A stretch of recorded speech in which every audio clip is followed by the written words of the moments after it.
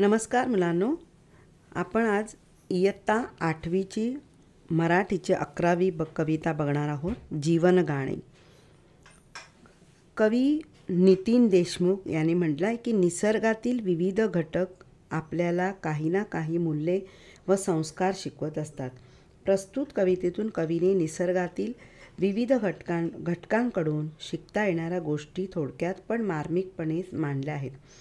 प्रस्तुत कविता किशोर सप्टेंबर 2009 या मासिकातून घेतलेल्या आहेत. किशोर मासिकामध्ये लहान मुलांच्या कविता गोष्टी वगैरे दिलेल्या असतात, तर त्यातूनच ही कविता घेतलेली आहे. या कवितेत या नितीन देशमुख या कवितेने सांगितलं आहे की आपल्या निसर्गात वावरताना कोणत्या गोष्टी लक्षात ठेवाव्या, आपल्या निसर्गातून काय घ्यावं हे त्यांनी सांगितलेलं आहे. या सृष्टीचे मंजुळ गाणे जगणे मला शिकवून गेले, झिलमिलणारे चंद्र चांदणे जगणे मला शिकवून गेले. या सृष्टीचे मंजुळ गाणे, या निसर्गामध्ये मंजुळ गाणे. आता गाणं कोण गातं तर नद्या, समुद्र, वाऱ्यांचा, नंतर झाडावरच्या पानांचा, ढगांचा आवाज. तर कसा आवाज आहे आणि कशा प्रकारे आपण या वातावरणात जगायचं आहे हे त्यात सांगितलं आहे. झिलमिलणारे चंद्र चांदणे जगणे मला शिकवून गेले. आता झिलमिलणारे तांदे म्हणजे आकाशात चांदणे असतात. चांदणे म्हणजे तारे, नंतर चंद्र हे कसे चमचम करतात, जगाला उजेड देतात. तसं आपण तो उजेड देत नाही, पण आपण आपल्या ज्ञानाचा, आपल्याला जे काही नॉलेज आहे ते नॉलेज आपण दुसऱ्यांना देत राहिलं पाहिजे आणि आनंदित राहिलं पाहिजे. भरकटलेल्या जगात नाही संस्काराची जाण कोणाला. भरकटलेल्या म्हणजे इकडच्या वातावरणात पसरलेल्या, कोणाला कसं राहायचं, कसं वागायचं किंवा कोणाशी किती त्यांना वेळ द्यायचा हे जसं कोणाला माहीत नाही, त्याप्रमाणे तुळशीवरल्या त्या पणतीचे जळणे मला शिकवून गेले. म्हणजे ज्यांना कोणाचा आधार नसतो अशांना आपण मदत करणे, ज्यांना कोणाला बोलण्याची पद्धत माहीत नसते किंवा कोणाची मदत घेणे, कसं मदत करायचं, कसं बोलू, काही माहिती नाही, मी कसं विचारू, असं ज्यांना नॉलेज नसतं तर अशांना आपण त्यांना मदत करायची आहे. तुळशीवरल्या त्या पणतीचे म्हणजे तुळस ही तुळशीमध्ये जो दिवा असतो तो सतत तेवत असतो. तो आपल्याला सांगत असतो की जसा मी देवापुढे राहून तेवत आहे तसं तुम्हीसुद्धा दुनियेच्या लोकांमध्ये तसंच तुम्ही कार्यशील राहा. जसं आपल्याला झेंड्यामध्ये चक्र असतं ते काय सांगत असतं, सतत कार्यशील राहा. तसंच हा दिवा पण सांगतोय की जसा मी जळत राहतो आणि लोकांना उजेड देतो तसं तुम्हीसुद्धा कार्यशील राहिलं पाहिजे. प्रेम काय ते कुणान ठावे, नदी सागरात जीव का लावे. आता प्रेम याचाच आई मुलाचं, आई मुलीचं, भावा बहिणीचं हे प्रेम. तर ते प्रेम कसं असावं तर एकमेकांना समजून घेणारं असतं, एकमेकांच्या मदतीला धावून येणारं असावं. नदी सागरात जीव का लावे. आता नदी कशी असते, ही संथ असते. सागर कसा असतो, खूप खवळलेला असतो. मग जेव्हा नदी आणि सागर एकत्र येतात तेव्हा त्यांचं मिलन होतं, तेव्हा ते शांत वावरत असतात. स्वैर होऊनी नदीचे पळणे. आणि नदी कशी असते, अगदी अगदी हळुवार संथ वाहत असते. आणि सागर कसा असतो, तुफान कायम तापलेलाच असतो. तर स्वैर होऊनी, स्वैर म्हणजे अगदी मनाप्रमाणे. नदी कशी आपल्या मनाला येईल तशी वाट काढते. तिची वाट सरळ नसते, कधी वाकडी तिकडी वाट असते. म्हणजेच ती जसं तिच्या मनाला येईल तशी ती जाते. बुलंद तरीही असे हौसले, पिल्लांसाठी किती सोसले.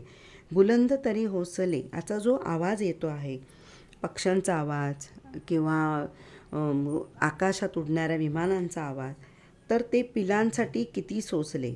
जे काही त्रास होतो तर त्या पक्ष्यांमधून हे पक्षी आपल्या पिल्लांसाठी इकडे तिकडे फिरत असतात, आपल्या पक्ष्यांसाठी त्रास सहन करत असतात.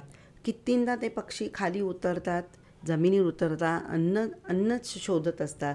मग त्यांना कधीतरी कुठेही शेतकरी म्हणा, इतर लोक म्हणा, लगेच म्हणजे आपल्या दारात येतील, घाण करतील म्हणून आपण त्यांना हुसकतो.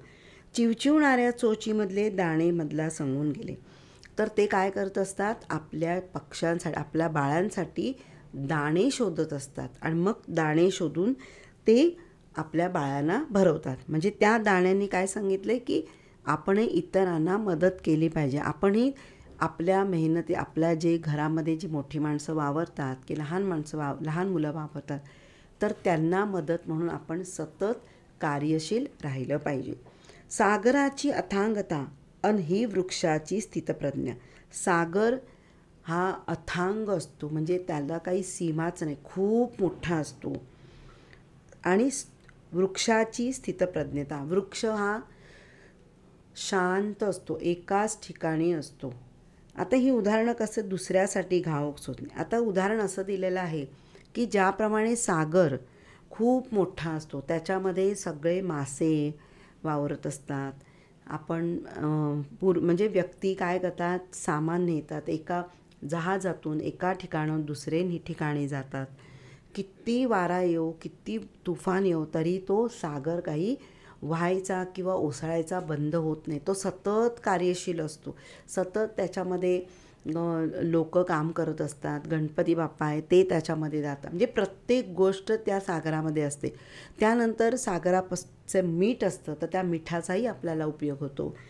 म्हणजे सतत कार्यशील असतो. किती वादळ वारा आले तरी तो सागर कधी कुठे जात नाही, तिथेच वावरत असतो. तसंच वृक्षाला किती वादळ वारे येवोत, परंतु वृक्ष एकाच ठिकाणी उभा राहतो. किती लोक त्याच्यावर कुऱ्हाड मारू दे, त्याच्या फांद्या तोडू दे, तरी तो ते सहन करतो आणि लोकांना सावली देत असतो, पक्ष्यांना घरट्यासाठी जागा देत असतो, येणाऱ्या जाणाऱ्या वाटसरूंना सावली देतो. तर हे सागर आणि वृक्ष हे असेच सतत दुसऱ्यांना मदत करणारे असतात आणि संकटाला तोंड देणारे असतात. म्हणून इथे सांगितलं आहे, दुसऱ्यासाठी घाव सोसणे जगणे मला शिकवून दिले. आणि हे दोन जे आहे, जे सागर आणि वृक्ष आहेत, हे येणाऱ्या संकटाला मात करून पुढे जातच असतात. त्याप्रमाणे त्यांनी ते सांगतात की जसं ह्यांनी सहनशीलतेची भावना यांच्या मनात आहे, तसंच आपणही सहनशील राहिलं पाहिजे. आपल्या जर जगामध्ये जगायचं असेल तर प्रत्येक गोष्ट अडचणी आली तर अडचणीला मात करून पुढे जायचं आहे. हे या सागर आणि वृक्ष यांच्याकडून मुलांना शिकायला मिळत आहे.